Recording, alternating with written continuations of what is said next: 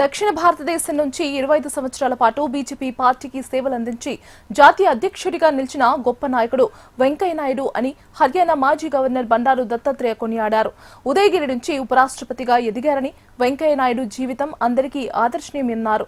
కేంద్ర గ్రామీణాభివృద్ధి శాఖ మంత్రిగా పనిచేస్తున్న సమయంలో ప్రతి గ్రామానికి రహదారి ఉండాలనే లక్ష్యంతో ప్రధానమంత్రి గ్రామ సడక్ యోజనను తీసుకొచ్చిన గొప్ప నేత అని ప్రశంసించారు. ఆర్టికల్ 370 బిల్లును రాజ్యసభలో ప్రవేశపెట్టినప్పుడు ఎంతో సమర్థతతో చాకచక్యంతో రాజ్యసభ చైర్మన్ గా వ్యవహరించిన గొప్ప నాయకుడు వెంకయ్య నాయుడు అని బండారు దత్తాత్రేయ కొనియాడారు. సరైనటువంటి దిశ నాయకుడు వెంకయ్య నాయుడు గారని నేను మీకు సభాముఖంగా తెలియజేస్తాను. అందువల్ల నాయుడు గారు ఆయన అనేకమైనటువంటి పదవులు నిర్వహించారు. వాజ్పేయి ప్రభుత్వంలో వారు గ్రామీణాభివృద్ధి శాఖ మంత్రిగా నిర్వహించినప్పుడు మొట్టమొదటి గ్రామాలకు ఆయన ఉపన్యాసం ఇచ్చేవాడు. ఏ గ్రామానికైనా డాక్టర్ అని ఆయన చాలా చక్కగా ఉపన్యాసం ఇచ్చేవాడు. అంటే ఏ ఊరికైనా రోడ్డు ఉంటేనే డాక్టర్ వస్తాడు, ట్రాక్టర్ వస్తాడు, అన్ని వస్తాయని చెప్పేసి చెప్పినటువంటి మహానుభావుడు ఆయనే ప్రధానమంత్రి గ్రామీణ సడక్ యోజన కార్యక్రమాన్ని దేశంలో ప్రారంభించినటువంటి ఒక మంత్రి వెంకయ్య నాయుడు గారని నేను మీకు సభాముఖంగా తెలియజేస్తాను. ఎక్కడున్నా ఏ పదవిలో ఉన్నా మంత్రి అయినా ఉపరాష్ట్రపతి అయినా ఆయన ఒక విషయం చాలా స్పష్టంగా చెప్పారు. మాతృభాష కళ్ళ లాంటిది, పరభాష కళ్ళజోడు లాంటిది. కళ్ళే లేకపోతే కళ్ళజోడు ఉంటే ఏం లాభం అని మన తెలుగు భాషలో చెప్పినటువంటి నాయకుడు వెంకయ్య నాయుడు గారని నేను మీకు సభాముఖంగా. మాజీ ఉపరాష్ట్రపతి వెంకయ్య నాయుడు జీవితం గ్రామీణ నేపథ్యం నుంచి అత్యున్నత స్థాయికి చేరుకోవచ్చనే సందేశాన్ని ఇస్తుందని ఒడిశా గవర్నర్ కంబంపాటి హరిబాబు అన్నారు. విద్యార్థి దశ నుంచే ప్రజా ఉద్యమాల్లో చురుగ్గా పాల్గొన్న వెంకయ్య నాయుడు జై ఆంధ్ర ఉద్యమంలో కీలక నాయకత్వం వహించారని గుర్తు చేశారు. మాతృభాషపై ఆయనకు అపారమైన ప్రేమ ఉందన్నారు.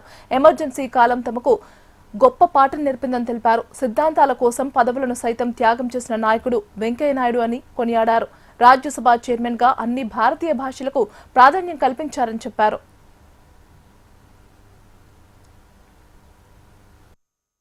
వెంకయ్య నాయుడు గారి గురించి ఎక్కడ మొదలు పెట్టాలి, ఎలా మొదలు పెట్టాలి, ఇదే నాకు ఈరోజు పెద్ద ప్రశ్న. ఆయనతో నా అనుబంధం దాదాపు 5 దశాబ్దాల నాటిది. ఖచ్చితంగా చెప్పాలంటే 54 సంవత్సరాల నాటిది.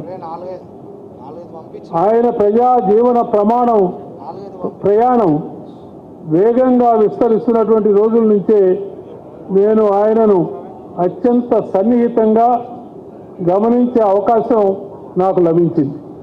ఆయన ప్రజా ఉద్యమాల్లో చురుగ్గా పాల్గొన్నారు.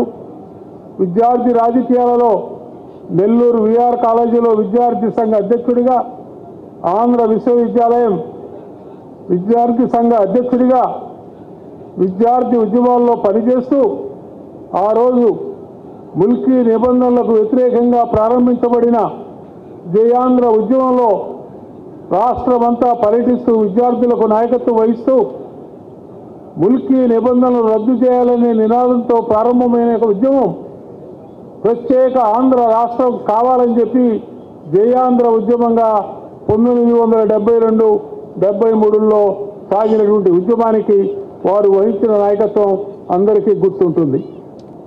వెంకయ్య నాయుడు గారి యొక్క జీవన ప్రయాణం ఒకే సిద్ధాంతం, ఒకే పార్టీ, ఒకే లక్ష్యంతో కొనసాగింది.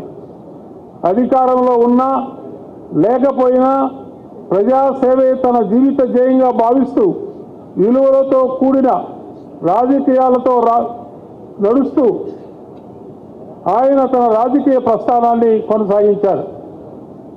ఒకే విలువలకు జీవితాంతం అంకితమై ఉండడం వెంకయ్య నాయుడు గారి యొక్క విశిష్టత.